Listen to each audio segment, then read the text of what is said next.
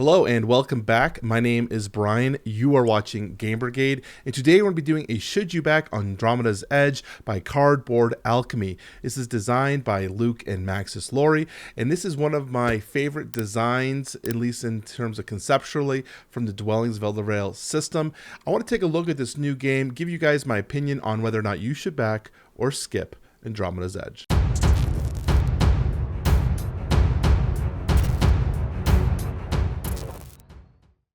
Okay, so we're diving straight into Andromeda's Edge. As I said, this is taking on the Dwellings of Eldervale system, and it's going to be taking that system and kind of transforming it and making its own, but really holding on to some of those core concepts that were super popular in the original game.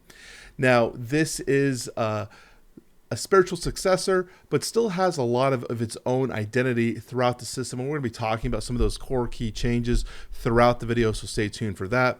But what is Andromeda's Edge at its core, if you are not aware of Dwellings of Eldervale? Well, it is a worker placement tableau building game. What does that mean? That means you're going to be placing workers out on the territories, the areas of the game, taking different actions or getting certain types of rewards. And then at some point, you're going to be building a tableau system. A tableau is an area where you have different types of rewards or actions that you can do on the side of the game. And then when you recall your workers back to your board, because you need to return them so you can use them again, you'll actually be triggering your tableau and making that kind of engine that you've built throughout the system. It's a really cool design. And what Dwellings of Eldervale did that was really unique was added in a area control system to the game, which added a little bit of combat and complexity, which is a really cool design on top of the worker placement and tableau building system. So it's kind of this amalgamation of a few different games at once. Andromeda's Edge basically has that exact same system, but it's going to be altering and changing some of those core design features to make the game a little bit more complex, a little bit more streamlined, and maybe change the theming a little bit to maybe suit people who are more into the sci-fi nature instead of the elemental powers. Personally, I'm a big fan of the sci-fi, so this one already lines up to me. So that's one of the things we're going to be talking about. So in this game, the key difference is obviously the sci-fi, the space combat, spaceships. So you're going to be replacing all of our workers with these new starships, and they are going to be very essentially the same as how the workers in Dwellings were, where you're going to have an ability that they can only do, that type of worker can only do, and then in combat they roll a specific amount of dice if you were to use them in combat. So for example, the transport ship uses 1 dice, the fighter uses 2, the science vessel also uses 2, and your heavy cruiser uses 3. Now in Dwellings of Eldervale, there was some asymmetrical powers where each faction had its own unique power associated to these workers.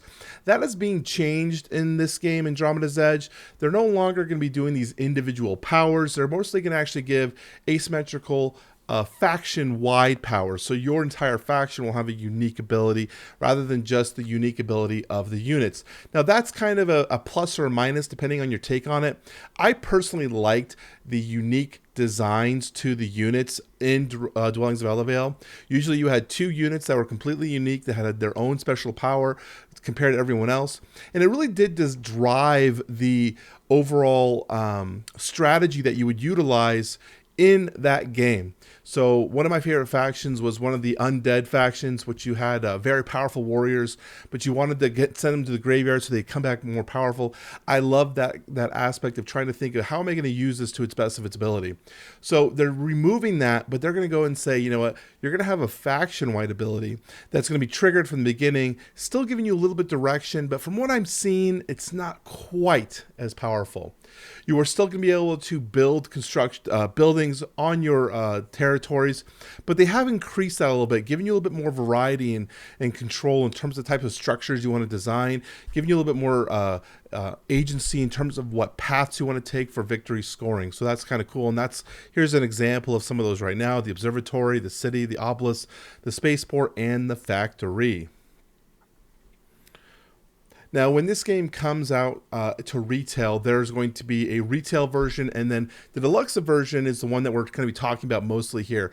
And that's because that is the GameFound exclusive version. If you want to back this game and get the retail version, you're more than welcome to. You might save yourself some money versus the retail.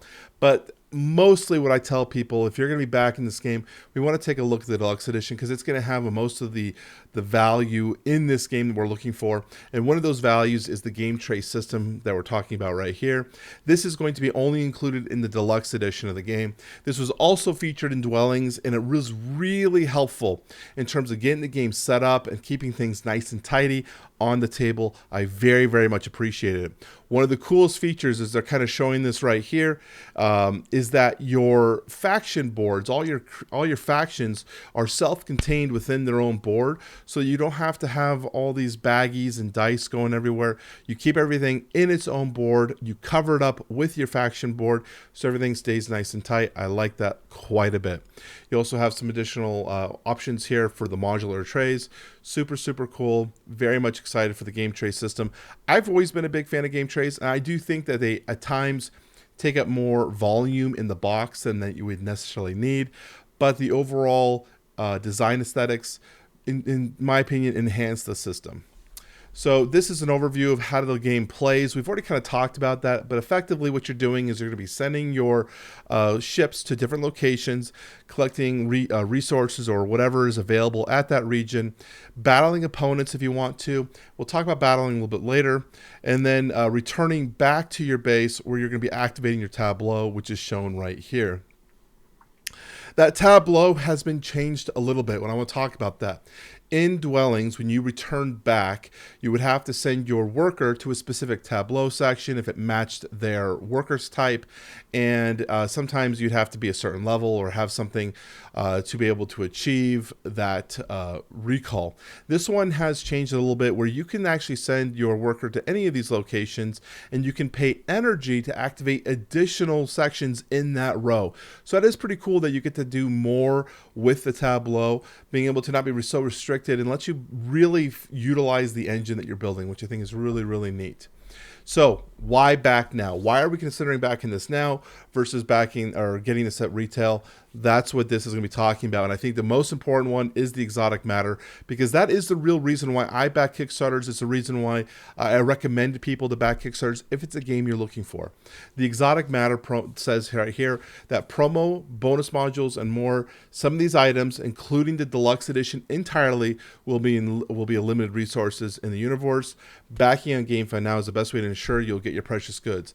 So it's not necessarily being exactly clear that the deluxe edition won't be available at retail, but we can remember going back with Dwellings of Eldervale. It was extremely hard to find, especially if you wanted the legendary edition. It took a long time. It had to go through a second reprint, and even those sold out pretty quickly. So if you really wanted to guarantee yourself the specific version you want, that's why I recommend backing it here.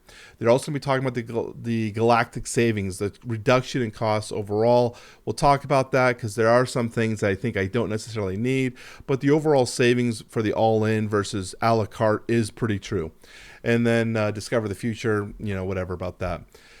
There are some additional perks I want to let you know about. There is a follow reward. If you did not follow this campaign prior to that, unfortunately, you are not able to get it, but you can buy it in the Pledge Manager or as an add-on. But there are two things I want to make sure you guys are aware of. There is a puzzle that you can solve, and you can follow their newsletter to receive some freebies in your campaign. You could pay for those in the Pledge Manager if you forget to do this or something. I'd recommend doing it because it's free stuff if you're back in the game. So let's talk about the pledge levels. They're showing a few here. They're highlighting the all-in, and this is the one that most people backed. It's got almost 4,000 backers on this one right now. It's the deluxe all in, so it's got everything with the add-ons, coming in at $190.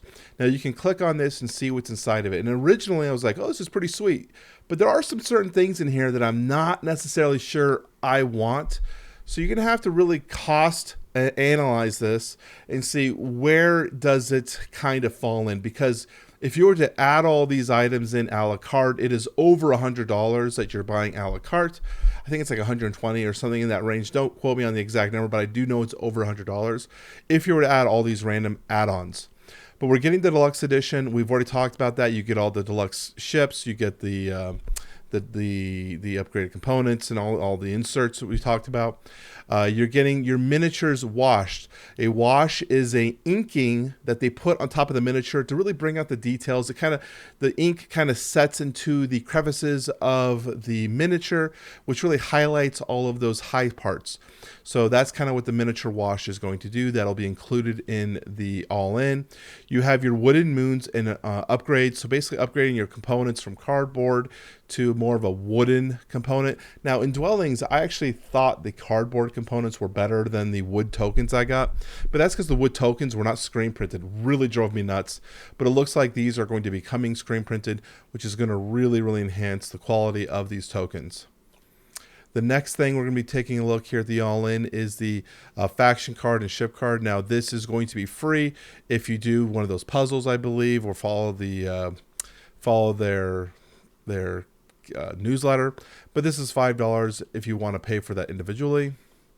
You have the module expansion pack. This is adding some more modules and things for you to play with within your tableau. It's pretty cool. What else are we getting here? You're getting the flame so this is so Cardboard Alchemy made Flamecraft, and so this is a homage to that. It's a new faction race using the cute side. I think it's pretty cool. I think my daughter would love playing with that.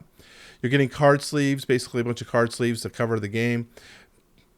You know, whatever, $18, pretty expensive for 100 sleeves. In fact, if you think about that, it says, if we look at the actual cost here, card sleeve set, a full set of 100, so I wonder how much they tell you. A full set of 100 microns. So that's telling you the actual amount. So I'd have to double check because it's not 100. At first I was like 100 cards. That's not very good. 100 micron is very good quality micron sleeves in terms of this count. It's not going to be, you know, too thin or plasticky. It's going to be pretty solid. So that's good. I'm curious how many you get, because then you can actually evaluate if this is a good cost or not. But the fact is that there are a bunch of different types of card sizes. So sometimes I have been defaulting to getting this a lot more lately, just because it's easier to just get everything you need in the box without having to go and find a la carte or find specific sleeves, especially if they're mini European or mini USA cards. They're so annoying to find the right one. What else do we have here? Jumbo. So that's pretty cool. This is one that I thought was kind of stupid, but it's only $2. Moon Art Drink Coaster. It's not bad, but I don't necessarily need it. It's $2. It's not going to be too much of a thing. This is one that I'm actually not too excited for. This is $20. A set of 5 neoprene dice trays. Now, some people are going to love this stuff and think it's great. I don't necessarily need these anymore. I've gotten so many of these throughout the years, and I think a lot of people have too. And the thing is that you have to store all this stuff all the time, and if it's not going to fit in the box, which I pretty much highly doubt it would, you're going to have to be putting this on a shelf or in a drawer, and at some point this just becomes clutter. So this is one of the items that if I was not to get the all-in, deluxe all-in, this is one of the items that would be like, I don't want that. I don't want to get that at all. And I think that was the main one, other than the drink and coaster. Everything else here I'm pretty much excited for to have, so I would go with that. And if I were to analyze, for me, the overall cost, I would still probably end up getting this because it's better for me to buy the whole package than buy them a la carte. But if you wanted to do that, you have the deluxe edition down here at $130. This is just the straight game for the deluxe edition. You're still getting all these components and all the upgrades that we talked about without those add-ons. Now, you can get the retail standard edition here for $69. This gets you the ships, but it gets you standees now for all of the bases and figures. Not necessarily a bad thing, and you are saving yourself quite a bit of money. It's just that this will be in retail and most likely be cheaper at that time. So that is the only reason I'm hesitant of backing something like this. And you can see it's only got 190 backs right now. So let's finish this up with shipping, because I think this is the other most important part. They have a whole list here, so you want to make sure you check your zone and your region based on what you're looking at.